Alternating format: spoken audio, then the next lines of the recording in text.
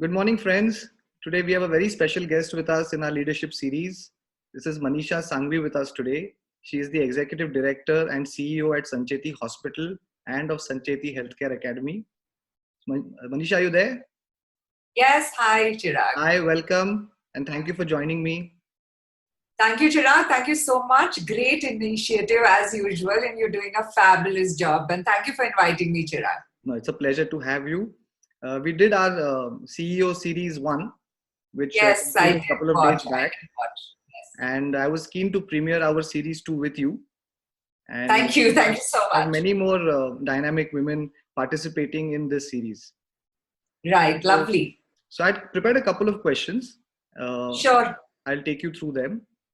My first question was the obvious one. Given our current situation with the COVID-19 pandemic, how are you coping with it personally and of course with your team and family? Can you share your views on that, please?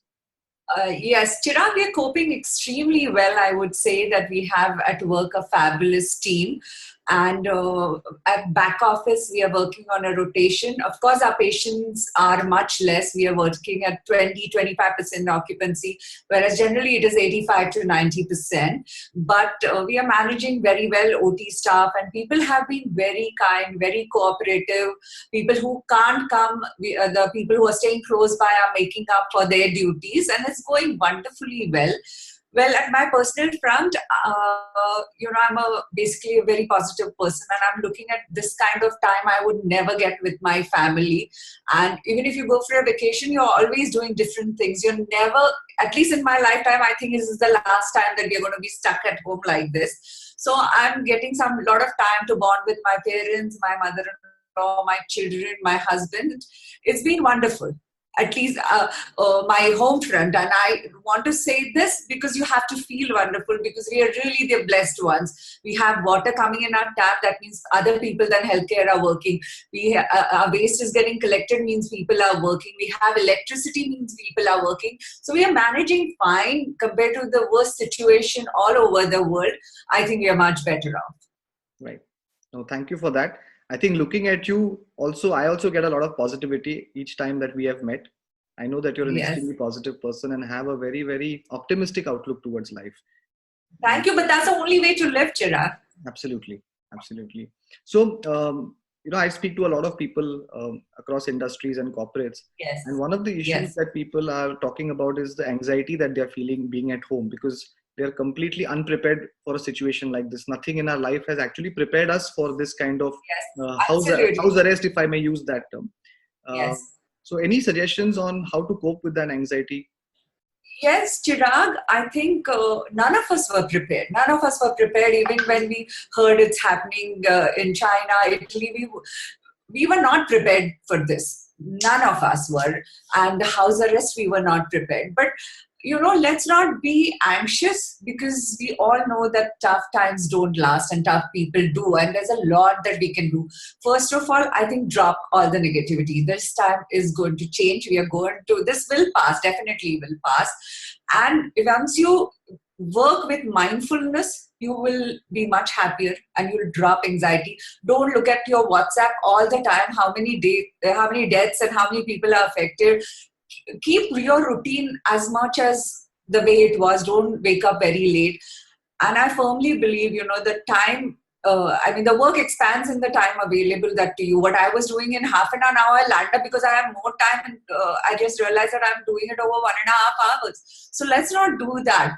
And when we know that we have this time to plan our next 1 year ahead, what you can do for yourself, what you can do for your family, what you can do for your department and organization, and eventually all of us have to give it back to the society. So unfortunately, one of the things that is an outcome of this whole pandemic is that companies are finding the salary costs a big burden because there is no cash flow currently. Yes. And one of the direct questions I wanted to ask you was, do you think salary cuts are a good idea given the current situation to keep people on board? I would say, Chirag, you can't do this to daily wages people, your level 4, your level 3 staff, who are your Maushis, ward boys. because they really depend on the salary. So I would not look at it any salary cuts for them. I would not look at salary cuts for paramedical staff. But what even our managers, and we have 80% of our organization are women, and they have written to me, they've sent me messages, ma'am, we would like to take a cut, or I don't want to be paid for April since I've stayed. And I've been very touched, Chirag. How many people do that? No. And I have been blessed with such kind of team. But of course, what I will look at, and I can only talk about myself, is we'll look at leave encashments, we'll not pay overtime, we will manage, but I won't look at huge salary cuts, Chirag.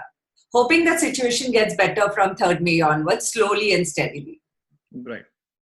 And it's fortunate that organizations like yours have the sustenance power. That is also an important aspect. Yes. So we are the lucky ones, the blessed ones. Yeah. So another important aspect is a lot of people are working from home. Yes. And not everyone is used to working from home. Yes. So any suggestions or inputs on that front? As I said, that please stick to your routine. This is the time that you can, if you're not into meditation, this is the time you can develop a good habit of meditation. You're cooking your own meals, so you're eating home food. So it is, look at all the time, just count your blessings instead of getting irritated or cribbing about it. Also, when you're working from home, try and work very efficiently instead of sitting long hours in between. You go and do this fixed hours and plan, this is what I need to finish today, and make a schedule and work accordingly, efficiently.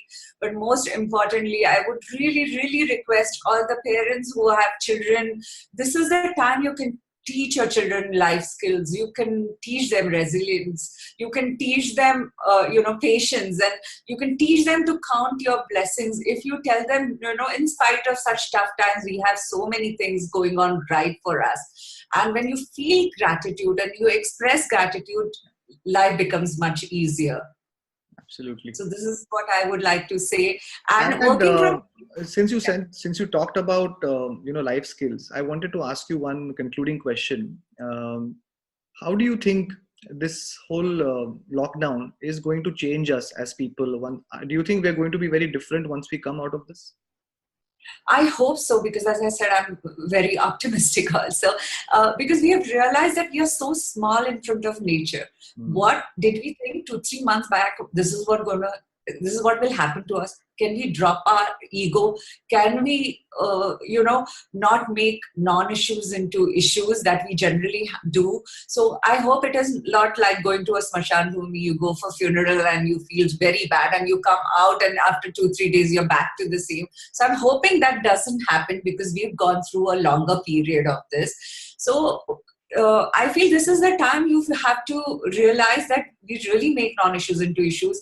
We spoil our relationships for stupid reasons. So this is the time you can connect back to people whom you've broken up years ago, or maybe it was somebody else's fault, but you can pick up that phone and say, hey, sorry about what happened, let's connect back, bond with your family, bond with your friends over phone. And we're lucky that we are technologically so advanced and we have means to connect to people. Had this happened almost 50 years, 30 years back, we wouldn't have been so connected.